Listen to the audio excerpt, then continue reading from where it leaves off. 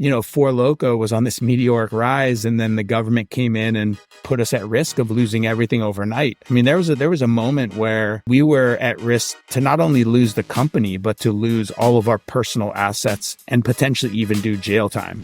Welcome to Eating Glass. It's a podcast where in each episode, we ask startup founders the questions no one else will. Our goal? To reveal what it's actually like to start, scale, and exit a company. I'm Joe LeMay, and I bootstrapped my reusable notebook company, Rocketbook, to a $50 million exit. And I am Will Nitze, founder and CEO at IQ Bar, a nutrition company I took from 0 to 40 plus million in annual revenue. For better or worse, we are your hosts. Eating Glass is sponsored by IQ Bar, which is my company, so be nice to it. What do we do here? We make IQ Bar plant protein bars, IQ Mix hydration mixes, and IQ Joe instant mushroom coffees. All of which are special because they are the only thing in their category that centers on nutrients good for your body, protein, electrolytes, things like that, as well as things that are good for your brain, so magnesium or lion's mane to name a few. They are all delicious. Most functional foods and drinks taste like crap. Ours taste good, and taste matters. That is despite them being super low in sugar and super clean label. There's no weird stuff on our labels. And by the way, they're affordable. Functional stuff is usually price gougy, and we are not. I will not be offering a discount code. I will instead ask you a favor. Go to Amazon.com, search for IQ Bar, IQ Mix, IQ Joe, or some combination of the three. Find a non-sponsored listing, click on it, buy it, wait for it to arrive, and leave a review. And that is the only favor I will ever ask you. Thank you very much. Eating Glass is also sponsored by Ramp. Ramp is a corporate card and spend management software that we at IQ Bar have used for 5 years now, I think. And I actually reached out to them about sponsoring, not the other way around. I love them for 3 reasons. Number one, simplicity. Everyone on our team gets a physical and a digital card. Replacing cards, pausing cards, putting limits on cards, insanely easy. Setup takes 10 minutes. Number two, cash back. 1.5% cash back. You don't have to deal with points. If you're messing around with points, you are wasting your time. Just get cash back. Number three, they are better at categorizing spend. So we not only save money on the cashback side, we save time on closing our books because they're just better at classifying. They give us an incredible offer for you guys, $250 free when you sign up for Ramp today. Go to ramp.com/glass. That's ramp.com/glass. Cards are issued by Sutton Bank and Celtic Bank, members FDIC. Terms and conditions apply. All right, Chris Hunter. I think a good starting point would be you want to just tell people who you are and what. I think we'll focus mostly on Fusion Projects and Koia. So you want to tell people about who you are, what Fusion Projects is and was, and what Koia is? Sure. Yeah. So Chris Hunter, co-founder of my first company, which is Fusion Projects. Started that with two of my college buddies and good friends back in 2005. And Fusion Projects is an alcohol company. It's global now. It's best known for its largest and lead product called Four Loko. And the company went through some crazy, ups and downs, rocket ship ride, crazy, crisis management period, stabilization, innovation focus, and currently is out nationally and in 42 other countries and still doing exciting stuff. And then I transitioned out of that company back in 2014 out of active management of it. And my partners still run it and started Raw Nature 5 Corp. The product there is called Koia, which is a plant-based protein drink. Ready to drink product is its current format.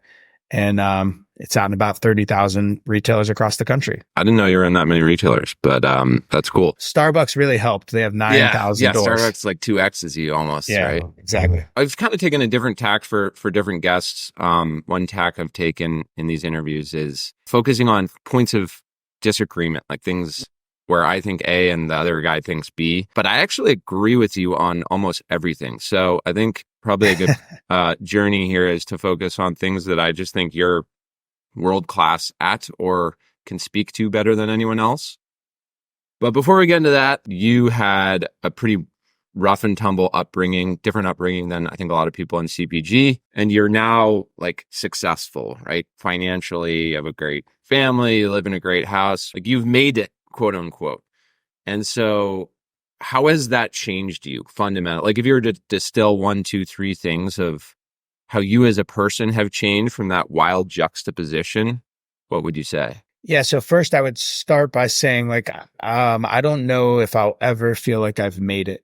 And I don't know if that's a good or a bad thing. I've accomplished things. I don't know. I don't know. Like we didn't exit Fusion. We still own that company and we haven't exited Koia. And so maybe that's the reason why. But I don't know that I think I've accomplished things, but I don't know that I would say I'd made it. And I don't know if I ever will is one, point. I did a personality or behavioral assessment years ago when I had this business coach, and it was a disc profiling, if you're familiar with that. And he looked at mine and he said, if you ever have this vision of retiring, like traditional retiring and living on a boat and drinking a margarita, he's like, get rid of it now because you'll be miserable, divorced and addicted. And, I think it was really good for me to know that because where I grew up, that was the aspirational bars, like get to whatever age it was, retire, and then do nothing. That's when you get to live life. And luckily, I learned that wouldn't even work for me, and then never subscribe to that anyway. So I always have the aspiration of doing something to some level, whether it's this level of intensity of operation or whether it's a scaled back version. Like I think the biggest risk for me is not having purpose and therefore falling off the deep end in one way or another. Look, where I come from, I think it clearly made me who I am. I grew up lower middle class, very blue collar, steel mill town, Youngstown, Ohio. I mean, I had one uncle who was an entrepreneur. He owned a general contracting company, so he built homes. And I always realized what money did and didn't do for us, which was give us options and peace of mind, right? And so there were things we couldn't do because we couldn't afford to. And so life looks very different now because we really prioritize. I have 3 kids. We really prioritize like not giving them everything I didn't have because I actually had a lot for what we had as a family. My mom would go into debt to get me whatever I wanted, right? She would cut checks that she knew she could not pay for because she wanted me to have everything that she thought I should. I don't take that approach with my kids. I take the approach that, of course, I want them to have the necessities and the basics. And if they want to go above and beyond, I'm teaching them about money now. They can spend their own money. And there's no problem. I'm not saying that's bad for them to do, but they need to understand the value of money. What we prioritize as a family is experiences. And I think that's what money gave us or some level of success gave us the luxury to do. So that's definitely different in life now. That's one of the biggest changes, I think. What I'm trying to work on is getting rid of the fear that everything will be gone tomorrow.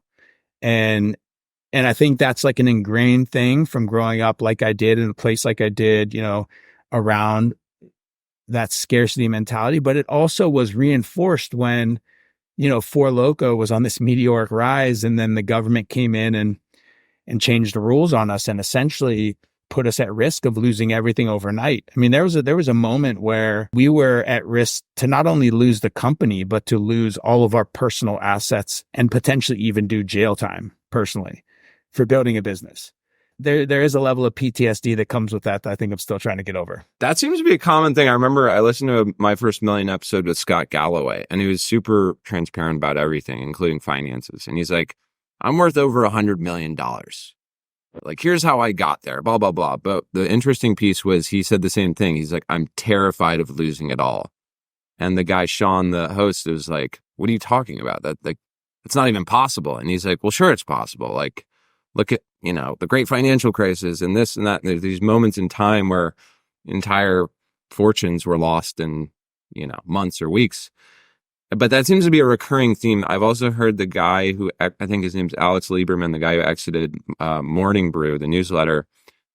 He has some interesting tweets about that where he's like, I stress more about money now that I'm an exited founder than I did before. Yeah, I think there's like an obsession, which is not healthy, and then a respect, which is, right? And I think maybe I can say what I think the difference is. Like when we first made some level of money where it wasn't about paying the bills and there was some money put away and saved, I started doing all the things that like you do when you just get a little bit of money to spend, which is like I was buying a bunch of clothes, half of them I wasn't wearing. I was like spending just on stupid shit, right? And that was obsessing rather than the respect is like I check my accounts all the time. I look at every, my wife makes fun of me because I'll look at our credit card bills and I'll go like, how much did we spend on groceries this week? And she's like, are you really going to nitpick the groceries that I buy over like whatever you just bought? And I'm like, good point, right? Fair. But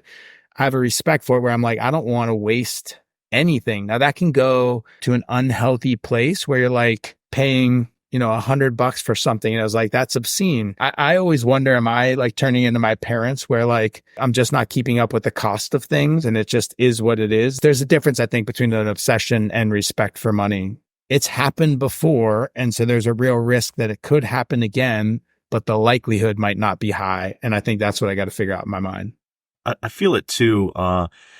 Like if like our accomplishment had been, I don't know, getting an Olympic gold medal, right? No one like can take that away from you. But I think if you've built a level of wealth or sold a company or something, it's like you've built this sandcastle and the waves could come along and make it, kind of go lower and lower. It's almost like part of your identity and you're afraid of losing it due to market vicissitudes, bad, spending, things like that. So I also feel a lot of anxiety about just maintaining my sandcastle, which could be, waves are coming at it from every angle, right?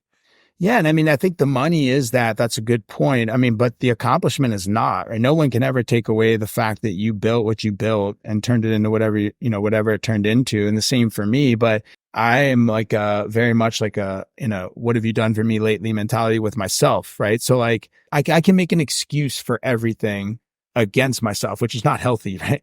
We built for Loko, which was, it's a globally recognized, like iconic brand. Whether you love it or hate it, it's the brand that most people will say they know when you mention it. Yet when I transitioned out of that company for some reasons because of the way it happened and everything, but there was so much doubt. And I was like, oh shit, like, was that really me?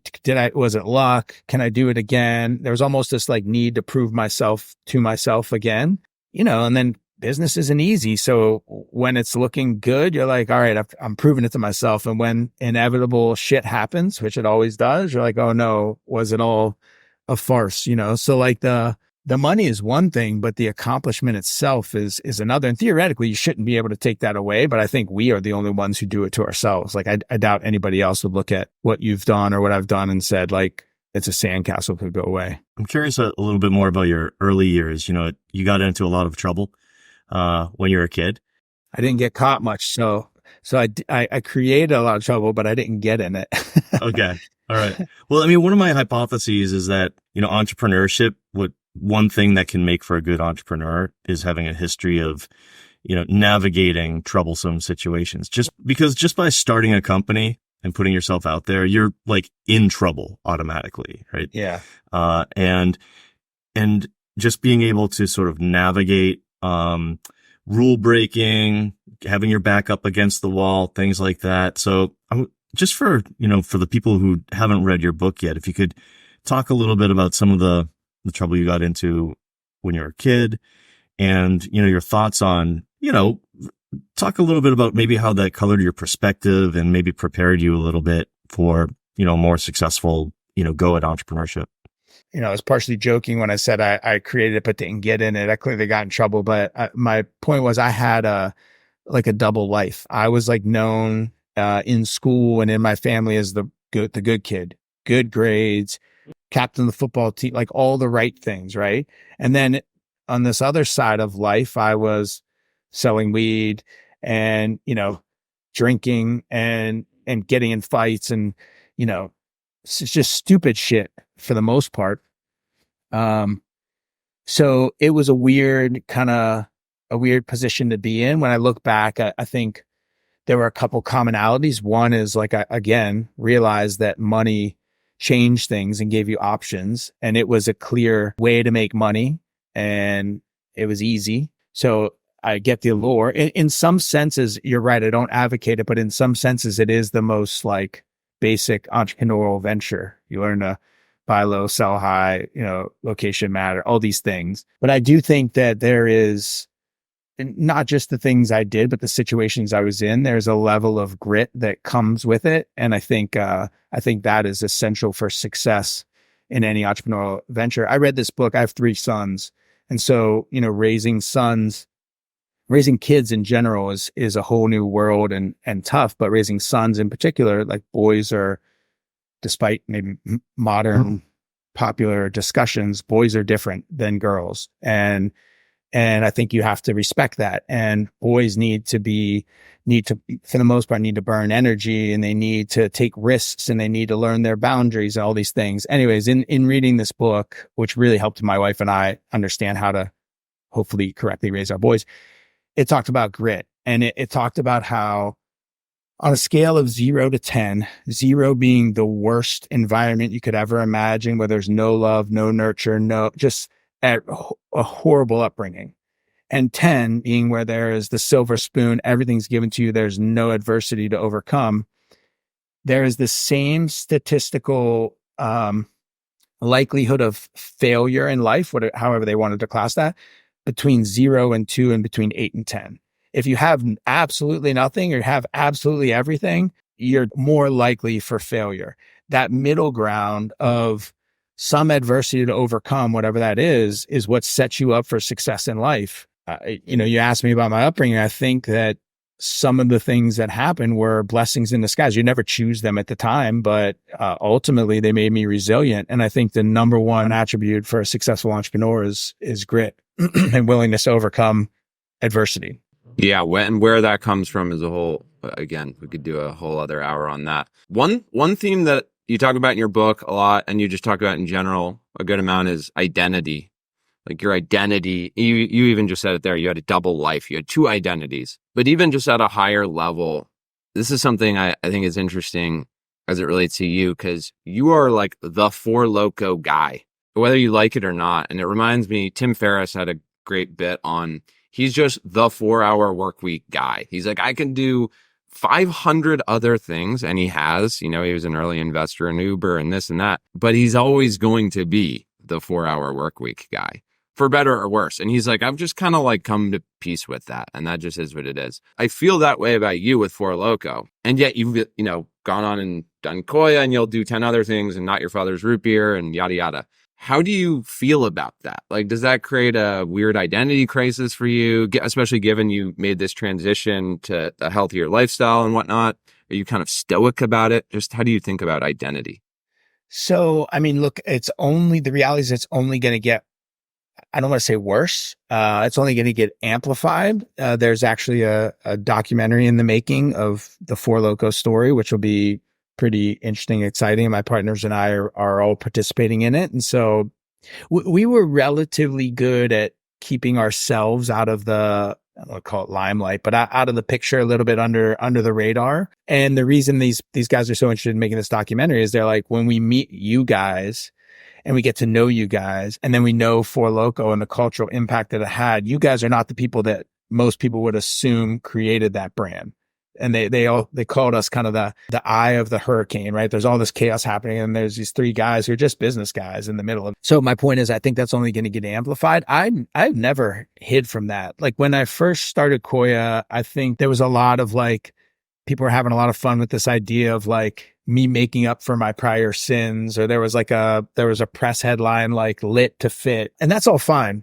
Whatever draws attention to the product and the company, all great. I don't hide from anything we did. I'm proud of what we created. Like we created something that was well within the legal parameters, was approved at every federal and state level and agency, that is consumed on a daily basis, whether that's, drinking wine at dinner followed by an espresso, or Red Bull and vodka or Jaeger bombs at the club. It happens every day, everywhere across the world. There's no shame that can be put on me for what we did. Even take the like negative or positive valence. Let's say it was a neutral product. Let's say you had started whatever. You invented the paperclip, and that was a big, blast off. Just being associated with anything so strongly that's in your past, right? And you're a serial entrepreneur. Forget the negativity around it.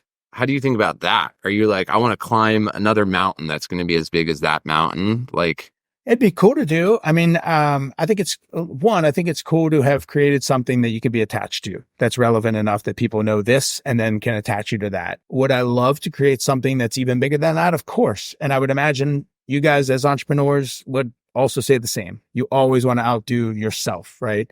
I don't hide from it. I don't have any issue with it. I mean, it is what it is. That's the reality of it. so you're fairly stoic about it. Because I think some people are like butthurt about it. Like, I think Tim Ferriss was like butthurt about it. He was like, God damn it. Like, I don't want to be associated with this like kitschy title of this rando book I wrote that just so happened to go viral. Of course, it created all this other success and opportunities for him, right? So it's like a give and a take. But that's cool that you're stoic about it. I mean, that's obviously better. All right, business partnerships. This is another one I had marked down, and you talk a lot about in your book as well. And we've talked with Sean Riley from Dude Wipes, who I think has 3 other co-founders. We talked with Pete Maldonado, who has a super good relationship with Rashid, who he co-founded Chomps with. We talked to a number of entrepreneurs who had co-founders. So we've seen like a lot of permutations of ways to structure business partnerships or solo. And then you have within your own journey a couple permutations. I remember in the book you said when you took over Koia, you're like, guys, I am 100% in control. Like the buck stops at me, what I say goes. What were the biggest learnings you had because you obviously had a tumultuous sort of business partnership on the For Loko side, and then you're now a benevolent dictator, so to speak, on the Koia side. Like, what are your learnings from all of that? I mean, I am always like Pete's a friend, and meeting Rashid in there and talking to them about their partnership is like envious, right? It would be amazing to have a partnership that it's that balanced. And unfortunately, I haven't had it, and that may be my own doing. Definitely don't ever pretend there's not 2 sides to every story, but partnerships are interesting. Like we started, with Fusion, we created the partnership because we were college friends. It wasn't like a group that graduates from business school and looks for skills that complement each other. I mean, there was a little bit of that, but it was like, hey, we're friends. Let's try this thing out. And that was fine for a while. And I think high highs and low lows can kind of bond you and smooth over a lot of issues. But we did not have great communication. And we were one of the original remote companies. I mean, for the first 4 years of For Loko, we had no offices and we had, 100 employees. We weren't good at communicating. We weren't all in the same place at one time. It just built. And so when I look back, I would say like one of the keys to success for any partnership would just be good communication. And this is one area I recognize that I didn't, and I hopefully have better skills now. Healthy confrontation. Like I would just ignore shit, blow it off, whatever, until when I blew up, I blew up. And then it turned into a heated battle. That's how I was raised, rather than bringing it up right away and talking through it. So partnerships can be tough. That would be a suggestion. I think the other is clearly defined roles and responsibilities. Like there was no hierarchical structure within Fusion. And this business coach that I mentioned earlier, he came in and he goes, you guys are a 3-headed monster. I'm telling you, the business will collapse if you can't figure out who's on point for what and who's in charge for what. And hierarchical doesn't mean to be this person, is the end all be all. It means to be this. It needs to be this person owns this person owns that, I think. So that was the reason coming into Raw Nature 5 and the evolution into Koia, I wanted to be 100% clear. The original 2 founders, Maya and Dustin, they founded Raw Nature 5 as a nice proof of concept in a couple stores in the Midwest. And like, they're on the verge of insolvency. I wasn't going to put my money or my time into something that was potentially going to blow up again. And theoretically, there were other people around the table saying, hey, just let it go, and then kind of salvage it. And you could do it. You could take it 100%.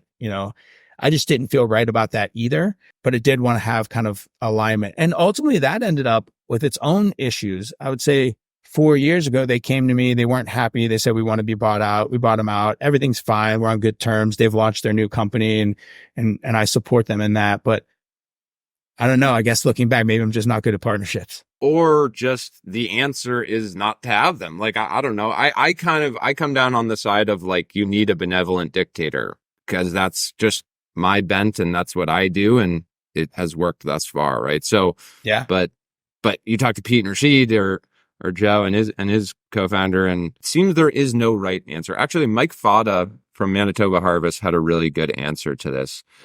And he was saying it comes down to like, is there one person who has all skills? Because some people are just freaks, right? Like, and they are good at sales and marketing and they're analytical and they're type A and type B at the same time. And he's like, if someone like that can lead an organization, I'll take one person. But if one person is good at sales and marketing and they suck at the analytical side, well, then yeah, you need two people. Like, but just make sure the roles are clearly defined. And you have to have respect for that person, right? I mean, while he's technically not my partner, I mean, he is in a way. He's an equity holder in the company.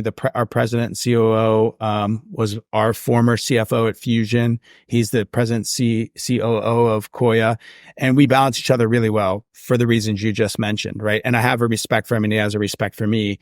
I think sometimes when that's lacking, that's what creates the issues. Yeah, I think sometimes it's not just a skill thing; it's a chemistry thing too. In my situation, I really just lucked out with my co-founder. We actually didn't really match. You know, they say, oh, you should have very complementary skills with your co-founder.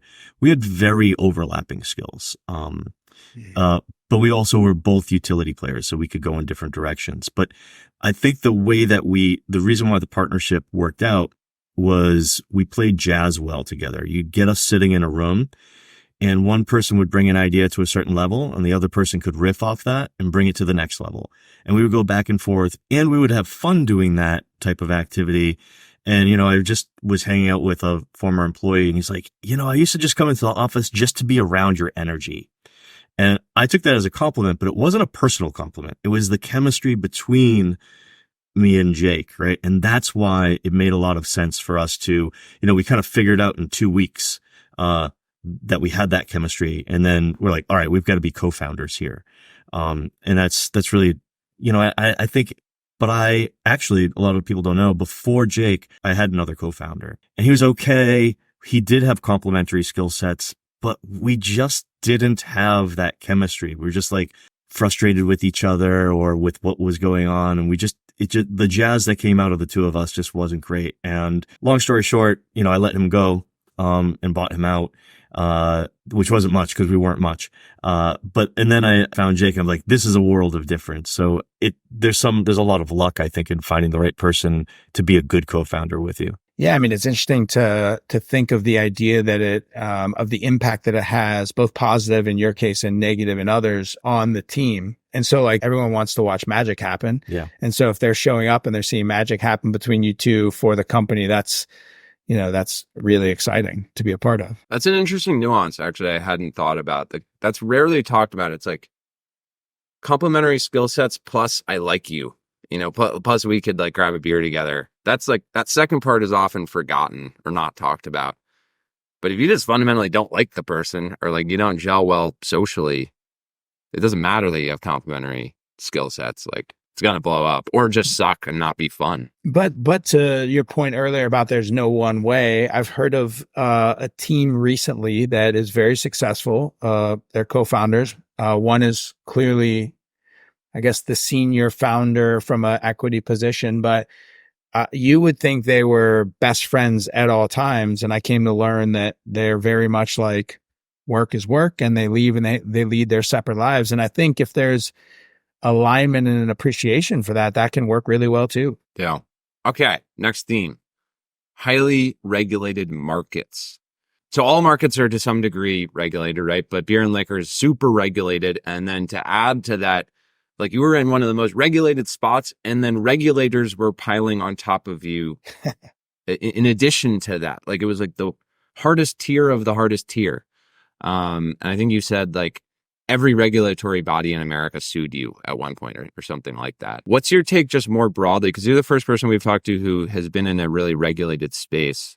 Do you like them? Did you kind of get into it because you just stumbled into it and that was like the first idea? Do you hate them? Do you never want to go back into regulated markets? Like what's your take on that? Yeah, I think in retrospect, so there was no thought about it leading into it.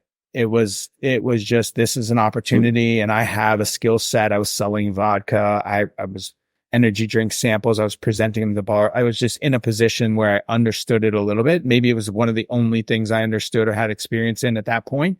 In retrospect, I look at it and I think that heavily regulated markets provide you a nice barrier to entry or a moat around you if you can be successful. And they're very, very hard to succeed in. But before I get into the regulation on regulation, some of the regulation that I used to bitch about, now that I'm on the other side of it, where it's less regulated, so alcohol versus non-alc, it was a luxury. I'll give you an example. One of the things I used to bitch about is you had to have a DSD distributor in every county in alcohol.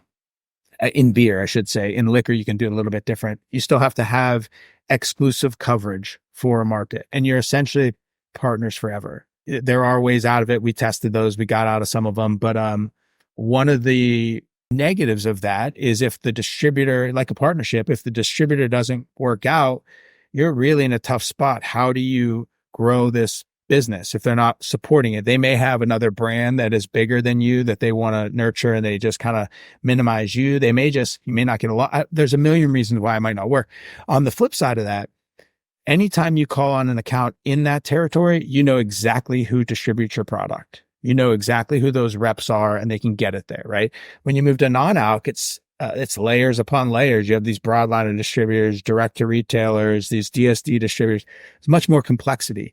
So I will say I appreciated the barrier to entry in regulated industries. I appreciated the clarity of this is how this works. We tried to push the boundaries within the legal limits to navigate them to our advantage. What we did is we kind of got into a regulated industry, didn't adopt to the norms, become part of the organizations that kind of governed that industry. And I think then found ourselves on the outside of it. There was a specific point where regulation was coming down to change around caffeine and alcohol being mixed. And we thought that the Craft Beer Alliance would be our only allies because they make these, coffee porters and chocolate stouts that have caffeine in them. And we found ourselves shunned. And they actually supported this regulation, which ultimately won, that was so narrowly defined that it literally just carved us out. It said artificially added caffeine to a malt-based beverage is illegal and unsafe. Logically, that makes no sense from the safety of a consumer. It made sense if you were one of the naturally occurring caffeinated products or spirits products, right? And so I think in highly regulated industries, you got to figure out a way to be part of the quote unquote old boys club, I guess. Jim Coke totally sandbagged you there, didn't he? He did. He sure did. The Boston Beer Co. guy. Yeah. Well, I mean, hey, they had their position. At least he was transparent about his position, but we definitely thought that they would have, they as an organization would have supported us. Do I hate the industries? No. Look, I wonder if I'm a glutton for punishment because getting out of that, getting into non-alc beverage is hard, as we all know. But then I got into refrigerated beverage and refrigerated low acid beverage, which might be one of the hardest industries from a production and kind of product integrity standpoint. So it's not only the regulation, but also the total addressable market and the complexities of the industry or category that matter. That was actually another theme I had was why so maybe naivete was the reasoning for the first regulated market. And then the second market isn't regulated, but it's insanely tough. The toughest, cold chain, ready to drink protein smoothies. Very, very, very, very tough. So tough, in fact, that big strategics have exited the market. So why do that? And I guess part of it could be the barrier to entry thing, right? Because it's not regulated, the fact that it's so hard makes that have a high barrier to entry as well. But just why? Why do it a second time around? Yeah, I think a little bit of it is maybe I hadn't learned my lesson to really think through all the aspects of what I was going into yet. But what I do know is I trust my gut, and I know that the consumer perception around refrigerated products is that they are healthier and fresh. And that's true for the most part. Maybe there are some exceptions, but that's where I was going personally. And so I wanted to be a part of that. And I saw the trend going to that. People are paying more attention to what they're eating. And so I just wanted to be a part of that. And I thought I could build something special within it. in retrospect, like knowing what happened with, to your point, Coke and Pepsi didn't necessarily get out of it. They just moved the assets off their books into a joint venture with PAI. So it's now under Tropicana, but everyone will tell you, it's a tough one from a strategic standpoint. But I was like, I don't give a shit. We're going to build it and we're going to make it amazing anyways. So I will tell you that we have finally decided that we're going to expand our offerings. Refrigerated beverages make it very difficult to go in a few channels, most of which we've figured out, but the one we haven't is Amazon. We have over 5,000 organic searches for Koia on Amazon. Our number one request is, how do I buy in bulk? Our number two request is, how do we get it delivered? And so we're launching a shelf-stable Tetra Pak 12-pack on Amazon. The idea, after we tested cold chain for so long, is not to abandon it. It's the highest volume, highest trial place in the store. The idea is to now expand on it. We have brand recognition. We have trial. How do we enter new channels and new categories that are protein relevant? There's even a third rung though. So you did highly regulated, you did cold chain beverage, and then your hat trick here was vertical integration, right? Yeah. So you absolutely are a glutton for punishment. But we use co-packers for our products. I would say most CPG startups by a long shot use co-packers. You zagged when everyone else zigged, and you talk about it in the book. That's an insane just proposition to build a factory and spec it out to exactly what you need. Why do you do that? Would you do it again? Just talk about vertical integration a little bit. Our plan was never to be vertically integrated. I mean, Koia was not Four Loko was not vertically integrated. It still isn't to this day. We liked the asset light model, sales and marketing focus. And when Mike joined, who's our COO and president, his first comment was like, we cannot own manufacturing, because he was just coming from a company that did. And so we had aligned on that. And then COVID happened. And I think it reshuffled the deck around many things. Supply chain was one of them. There were all kinds of issues, and it opened our eyes to the reality of the situation we and many products like us were in. There were very few co-packers in our space. And while they got us by, we didn't feel confident that they weren't fragile, and we didn't have a backup plan or option. And so that's really what led the interest in exploring vertical integration. And then it became very opportunistic. One of our co-packers had 2 facilities. The second one wasn't up and running. And so they offered it to us.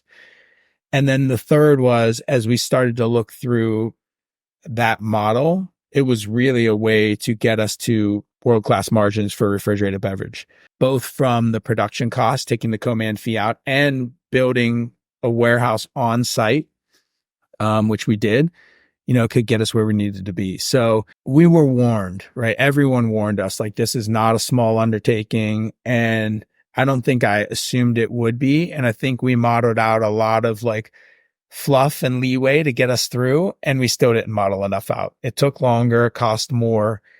And in retrospect, it was still the right move. There's been sort of a macro zag a bit, and I wonder if that played into it a lot, around asset light to like, now profitability matters so much, right? That didn't used to be the case, and certainly didn't used to be the case in beverage, and still to some degree is not the case, right? Like Liquid Death still loses a lot of money, and they're a $1.4 billion company. So beverage is just different and special, but there certainly has been this shift to profitability being ultra important.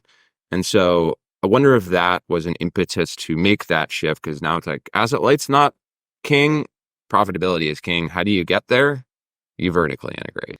Yeah. I mean, that's one option. I mean, there may be other options, but I don't know any that are as clear, like taking a massive price increase to try to, overcome that lack of profitability is really risky. I mean, cutting, the team and the overhead and the spend is really, so, I mean, look, all of it's really risky. This is just the risk we chose. And it definitely was part of that pivot. I mean, when I kind of got going in non-alc, it was, as we were talking about yesterday, it was all about top line growth, and profitability didn't even matter. And then it became, well, you have to have it modeled out. And then it became, no, you have to have it. And this was definitely part of having to have it. The other part was just my own mental well-being. I mean, when I thought about what was keeping me up at night, like literally keeping me up at night, it was not, we were growing great. Our product was working in the market. Like by any external measures, this was all success. What was keeping me up at night was that underlying nagging that like we were burning money. And if we didn't become self-sustaining, I was going to be out begging again. We raised a lot of money, right? I was going to be out begging again. And I was going to be beholden to the whim of some investor group. And I just found over the past 8 years, like it really interesting that investors seem to use whatever metrics they want to paint the narrative that they want, right? It's like, oh, the economy's at risk, so therefore multiples are down, and therefore we're only funding the. And I'm like, is that reality, or are you guys just creating kind of a story? And I'm not naming a person; it's just kind of the industry. But like, are you guys just kind of creating the narrative that suits you? And so it was really important for us to become profitable and self-sustaining, so I could sleep. I'm curious to back up a little bit on the Koia journey, and maybe if you could start with talking a little bit. What was your initial vision for the product? And did it change at all from, sort of inception to where you are today? And what did you learn that maybe you had to twist and turn a little bit? So the original product, like I was mentioning, that Dustin and I had put out was called Raw Nature 5. And at its core, it was what Koia is today. It was a plant-based protein drink, high protein, low sugar. And so that was what intrigued me. I had a buddy call me like early when they were kind of in that proof of concept phase. And he said, look, we know Maya, we're thinking about investing. You're a beverage guy. Will you take a look? What just so happened in that time, my second son was born. He was dairy intolerant. We found out. We became a dairy-free household. And keep in mind, this is 2014 where, dairy-free meant soy milk, right? And we were in Chicago, which was not, Air One in LA. Like it was not that progressive of a market at the time, at least in that nature. And so it appealed to me. It just made sense, which is why I do a lot of things I do. Like if I can understand them, they logically make sense to me, then I kind of jump in. The product had to evolve early on because it was being made in a test kitchen. It was not a scalable model to produce or to distribute. And so one change we had to make was at that time, HPP, which is high pressure pasteurization, was really popular around juices, and you were able to call them raw. And that's how these guys were making this product. But the FDA stepped in and said, hey, we don't know if these low acid juice is high acid, right? We don't know if these low acid products like yours are safe with HPP. So you got to go prove that to us. Well, I'm coming fresh off of a battle with the FDA, the FTC, 18 attorney generals. And I was like, I have no interest in starting on that foot with these guys. Right. And so there were really 3 internal criteria for me to get to jump into this. And one of them was that we figure out a scalable and safe production and processing method for Koia. So it had to change in that sense. The product over time evolved. Like we use a blend of proteins that really saved us during COVID, because our blend is a specific ratio, but there's ability to like modify it a little bit. And so when raw materials were not available, we could use a little more chickpea than we did of rice or whatever it may be. So there were those adjustments. The original formula had hemp protein in it. And while that's a great source of protein, it was still associated with THC. And like we knew we would never be able to get into, say, a Starbucks as an example.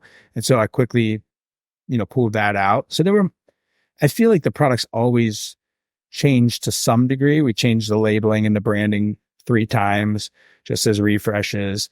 But at its core, it's always been about protein, specifically plant protein. And that trend is not slowing down. It's accelerating.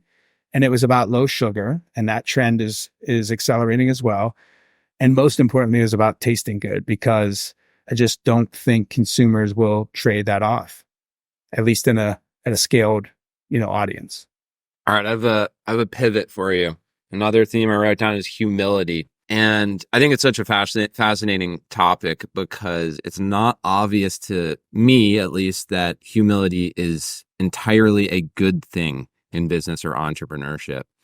I think it's sort of overvalued, honestly.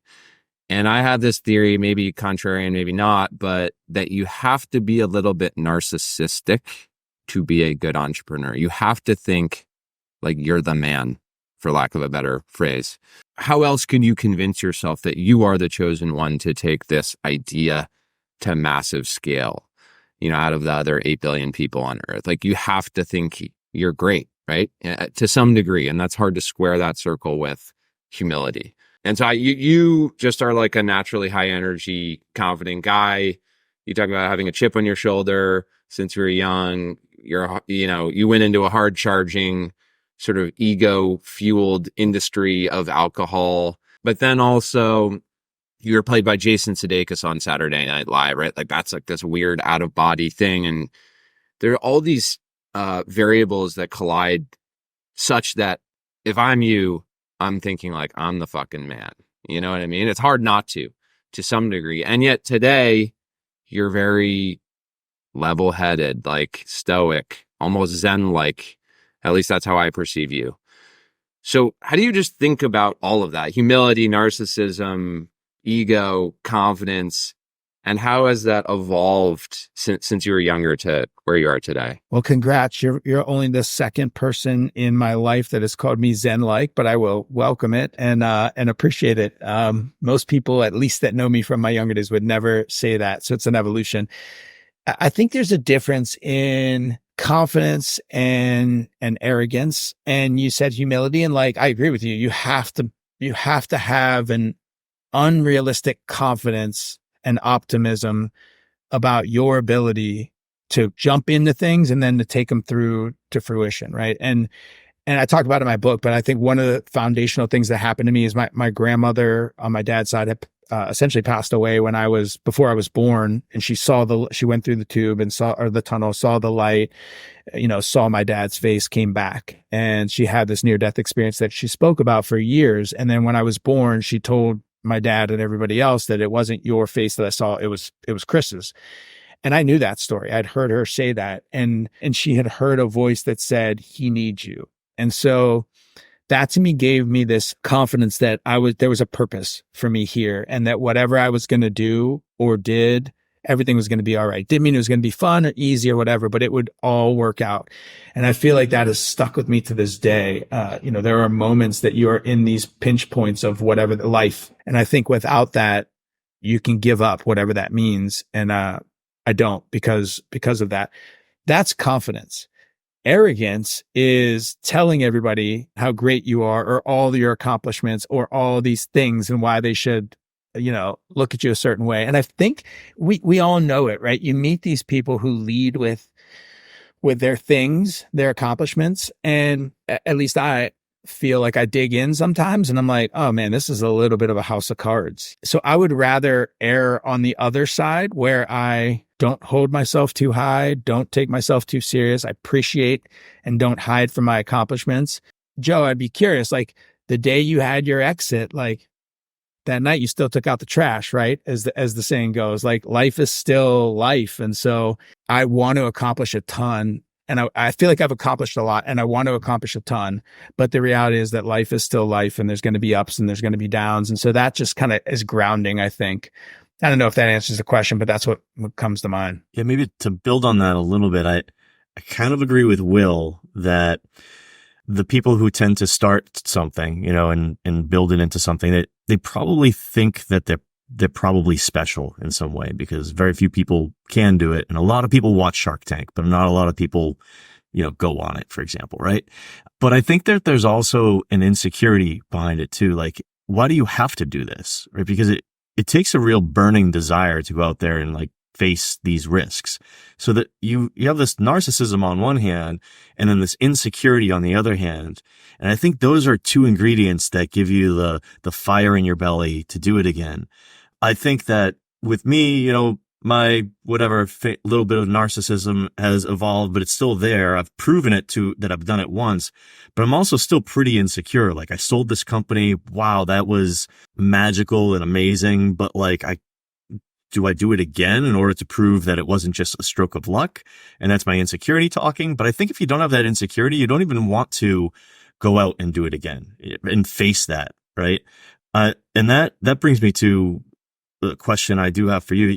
It seems like something I could relate to you is after you had a lot of success, you finally got to a point in your life where you're like, oh, it's time to get healthy, and that there was, a lot of, unhealthy behavior earlier on, as on the on-ramp to success, right? Drinking a lot of caffeine, who knows what else, right?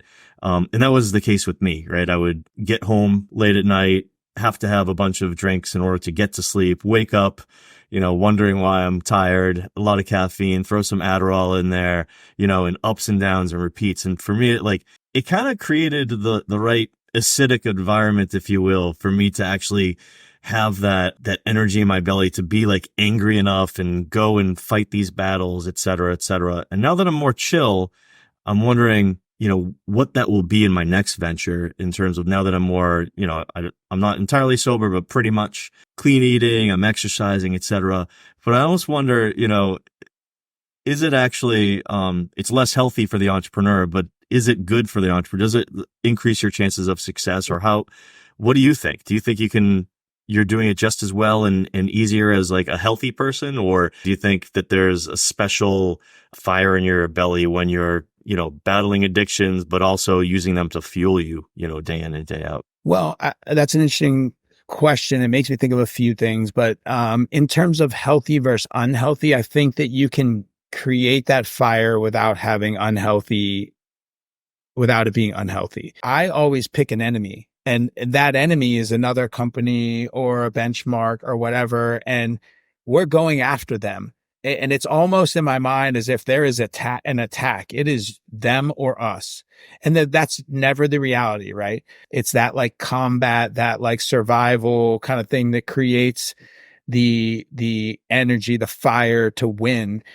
On the flip side, like originally it was a win at all costs survival mode fire that I think actually led into, because it has to be contained, right? That fire has to be contained. And in the early version of it, it was like, fuck everything, including anyone. And I think that also kind of got sometimes a little bit toxic in my partnership and relationship in that way. Like to your point earlier about being an entrepreneur, you have to be a little bit narcissistic. I truly believe that I'm presenting the way, the idea, whatever, that is going to work right through my perception. And so if you're contesting me, I'm like, fuck you. I'm not going to like put my success or livelihood at risk. That's uncontrolled. Controlled is like, hey, we're all trying to accomplish the same thing internally, and this is our enemy. Let's go execute on that. And you could still see that enemy and it be fine, meaning you could see the reps or the people from that company, because in the earlier version, our main competitor was this company called United Brands. The product was called Juice. And we were literally in a trade show, National Beer Wholesaler Association, and there was like a fucking gang war about to break out in the lobby of the Caesar's Palace, because our team was so hyped up and theirs was over over a convenience store in the lobby of the Caesar's Palace that they moved some of our cans from. I mean, that's unhealthy, right?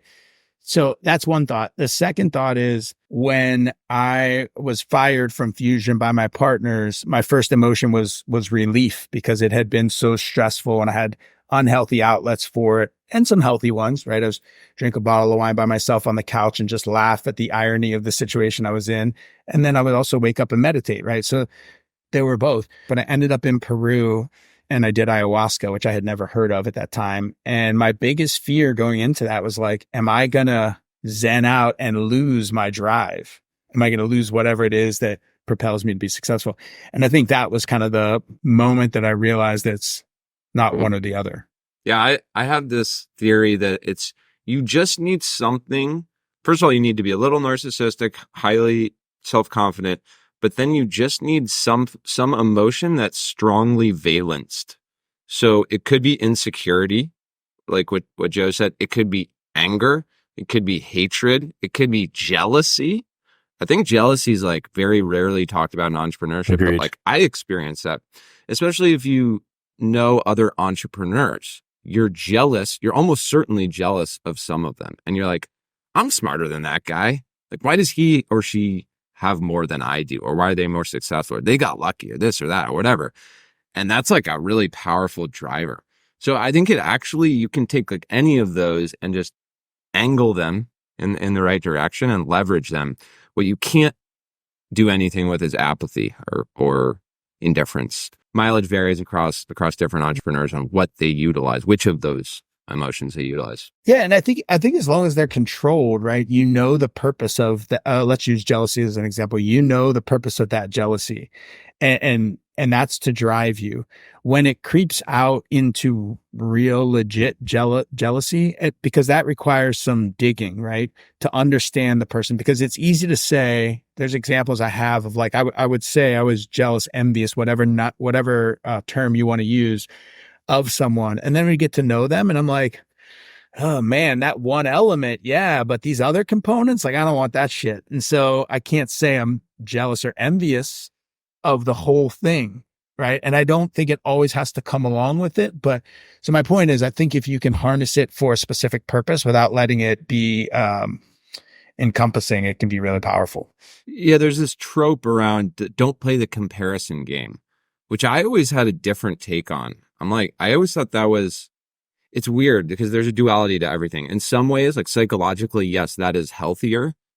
But by far, the most drive I've ever gotten out of myself was when I was playing the comparison game. I generated the best results when I compared myself to others. So I just fundamentally disagree with that premise as it relates to just sheer productivity. I guess I would agree with it as it relates to psychological well-being, right? But again, this is like the tricky thing. You need unnaturally potent sources of drive to be an entrepreneur, to get from 0 to 1, 1 to 2. But there's like that weird duality, right? It's kind of like the healthiness, unhealthiness thing, the jealousy, non-jealousy, comparison game, not comparison game.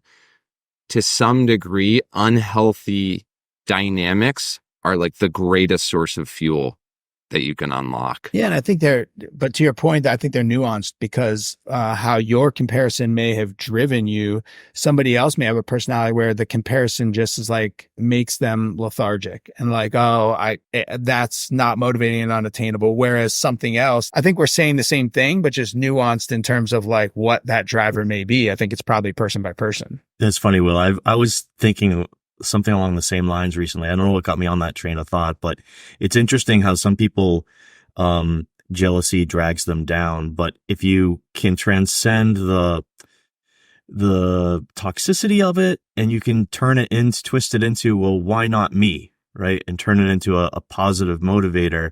I think jealousy can be a really, I mean, like I've had friends who I looked at and they were very successful before I started something. And I use them as an example to tell myself, you should expect that of yourself. Right. I think if you let yourself turn it into negative, jealous, toxic behavior toward that person, as opposed to agency toward yourself. Right. I think there's something there. There's some good series of posts in there for you, Will, for sure. Yeah. Yeah. Well, okay. So Chris, you talked about psychedelics. This is another theme I had written down. Coaching and peers and psychedelics. So all of these things you talk about, you've had coaches, you've had these peer organizations, YPO, Summit Series. I mean, we were just last night at Family Fund, which is another thing you're involved in. And all of them are tools, I would say, to better yourself, level yourself up, move past traumas, whatever the goal you have. You've used all three of these things: psychedelics, peer groups of just badasses, and then coaches. Like if you were to give me advice or any ambitious person advice around the tools to assemble to level oneself up, what would you tell them? And how would you sort of weight those things? Or is it totally contextual? Just like, medicine or health, it's a very personal and individualized kind of approach. But I could tell you what, for me, the role they played. Look, I think one of my biggest fears is that I only know what I know and I don't know what I don't know. And how do I learn what I don't know so that I can then go learn it?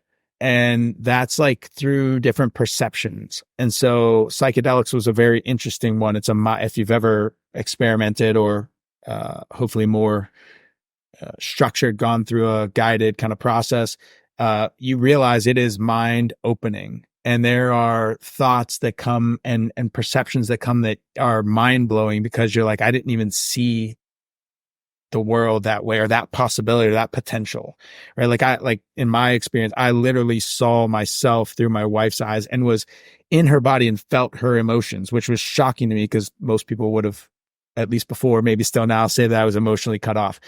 So I think the opportunity to see different perceptions and maybe crack open what you don't know so you can learn if you want to know it. And I think by peer groups, it's kind of the same thing. It's like you meet people, you hear their stories, and if you're open to listen, you understand they took a different route. And it's really eye-opening to understand there is no one way of anything, right? Like I used to think like being a CEO meant a certain thing. And I'm like, it doesn't mean anything. It means whatever it means, right? There's CEOs that are completely finance focused and others that are marketing focused as a very surface level example. And then I think from a coach perspective, I would say I'm probably a skeptic at heart. Like when I first qualified to join YPO, I didn't join it because I was like, who gives a shit about this group and why I don't even have time for it, right? And years later, I have a different opinion. But when I was first told that I should consider a business coach, I was like, okay, what's this person going to tell me? And what I really wanted to know is, had they done it? Because if they didn't do it, I wasn't going to respect them or listen to them. And then this guy did this, I was telling you about it before, this assessment, this disc profile assessment. And I read this thing and I was like, holy shit. I answered, I don't know, 100 questions. How did this thing know me? Because it's saying the things that I love to admit that are flattering. And it also was saying the things that I hate to admit. And so that was like the crack of like, oh man, I got to hear what this guy has to say. You know, I view them as just, if you're open to it, some people aren't open to it, but if you're open to it, there's a lot more to learn and see. And like, what were you solving via a coach specifically? That particular coach, I can go back to my first coach, but that particular coach I knew there was an issue in the company, and I was banging my head against the wall trying to figure out how to like work better with my partners and in my eyes save that company. And I met a guy who was very successful who said that when he got his job, he was ill-equipped to do it. And had he not had this coach, that he would not have been as successful. That was validating enough for me. I got to try this shit out, right? So I was trying to solve for unlocking the next level and saving what I had. That was at its core. Prior to that, I had been exposed to a more personal coach, almost like a therapist, through a friend who just kind of was showing up different as we were hanging out. And I was kind of wondering what the hell was going on with him. And he started talking about this woman and this coach and this method. And I was like, okay, I'll go. I've always been relatively non-judgmental and open to things. And so I figured I'd give it a try. If I didn't like it, I didn't have to go back. All right. Your book, we've talked about it many times. I thought the business anecdotes and lessons were fascinating. I think that's probably why most people buy your book and read your book. But what I thought was way, way more interesting and unique was how personal you got. So you got into stuff about your marriage, raising kids, dealing drugs, like all this stuff that I'm sure some like, you know, if a personal McKinsey existed, that consultant would tell you maybe don't put that in there. You know what I mean? Right. But you did it. You did it. And I'm fascinated as to why. Like, I loved it. I thought it massively humanized you. I've never experienced that level of humanization in a like business book. I don't know how you would theme your book, but why did you do that? Because you didn't have to. To be honest, part of it was to free myself because there was always this fear that there were these things that I was hiding that somebody, if they knew, could hold them over my head. When I decided to write a book, it was not because I wanted to teach somebody how to build a business or start a beverage or anything like that. I try not to give advice. I'll share stories happily. But I had a friend who asked me a question and I shared a story and she was like, you need to write a book. Multiple people had said this casually, but she's like, you need to write a book. It could help people. And so ultimately I was like, if my goal is to help people and if I want to free myself, then I need to be as candid as possible. It's pretty liberating. It's scary as shit. I mean, I almost didn't put it out, but it was pretty liberating to like share all this candid stuff. And you know what? My thought was like, if somebody finds out I sold drugs and they don't like me, fuck them. Oh, well, at least it's a litmus test. I can sort through the bullshit pretty quickly, you know? And I also think that there's the reality of being human. Somebody can look at my life now and think that it's always been this way. And you may be living in the shit that I was living in, and you should know that it doesn't have to be any one way in the future. So I think that's why I did it. Reminds me of Obama. I forget in one of his books, maybe like Dreams of My Father or one of the other ones, he admits to doing cocaine in college. And that was always such a taboo thing for a presidential candidate to say, oh, I did drugs, but you just can't say it. And then I think he was like, well, I'm just going to get out ahead of this and like put a spin on it. And like, I was in college. I was curious and I did cocaine. And it was like a plus for him. It was only good things came of it. But I also find that and this is a relatively new thing, past 5 or so years, but most of the times when I am vulnerable and I lead, somebody else is like, holy shit, oh, it's safe for me to tell that story too. And they go even deeper. And I feel like a lot of people, I'm fortunate, my wife and I now, as you read through the book, we went through our own things, but are very candid and transparent. And I never had a relationship like with anyone that was that open and honest. I feel like most people don't. And so it's like really, I find it to be really like refreshing to people when someone's going to tell you how they fucked up or bad things versus just trying to make themselves look good. Creates a hero's journey too, right? Like you need the flawed protagonist, right? You are the flawed protagonist of your story. And it's just that much cooler that you came out, where you did. Like it just makes for a better story too. It's also dangerous to portray that there is any perfection. I mean, I'm very conscious of that with my kids. Like I apologize to them all the time when I do things wrong all the time. Not because I feel like I need to. Like in my family, it's like, I'm the parent. I'm not going to tell you I'm sorry, but because I want them to understand I make mistakes too. And I think that's relieving and hopefully like allows them to give themselves a little more leeway because they're going to fuck up. You did, I did, like everyone has, right? That's fascinating actually from the parent child. I hadn't thought of that. Cause like I grew up and I was like, did my parents ever smoke weed? Like, or whatever the thing is, that you're like, did my dad do that? And then he never told me he did. He would never offer that up proactively. But I'm like, I bet he did. And there's like 10 other examples of that. But it would be so much better if I just knew, if there was just, here's my book. Here's like the 50 things I did wrong. Learn from it. But I think 99% of kids don't have that. No, and I think you're right. And I also think that many parents, mine did, and I don't find fault in it. I think there's a different time and day and age happening right now, but they felt like they had to make all the decisions for their kids. And I'll give you an example of how we're the opposite. We are a gluten-free household. We don't eat gluten at all. We eat really clean, especially at our house. My wife is like the gatekeeper to what gets in, right? My oldest son is now 11. I took him hunting in Tennessee this past weekend with our cousin up there. They don't eat quite the same. There are traditional sodas and M&Ms and things in the house. And my son looked at me and he was like, Dad, can I have this 7-Up? And I said, Brooks, you're old enough now. In our house, you're not going to be allowed to have it, but you're old enough now to make your own decisions. So I'll trust whatever decisions you make. All I'm going to ask is that you pay attention to how you feel. So he said, I'm going to have the 7-Up. I said, hey, look at the label first. Read me the ingredients. He read them. He drank it. Cool. He's like, hell yeah. He just shotguns the 7-Up in front of you. Right. He's on fire from all the sugar or whatever. But he had M&Ms. The next morning he had a Prime, which we would never allow him to have because it had sucralose in it. At breakfast, he decides he's going to have pancakes, which are not gluten-free. I let him have it all. We get back to my cousin's house after hunting that day, and he's like, oh my God, my stomach hurts.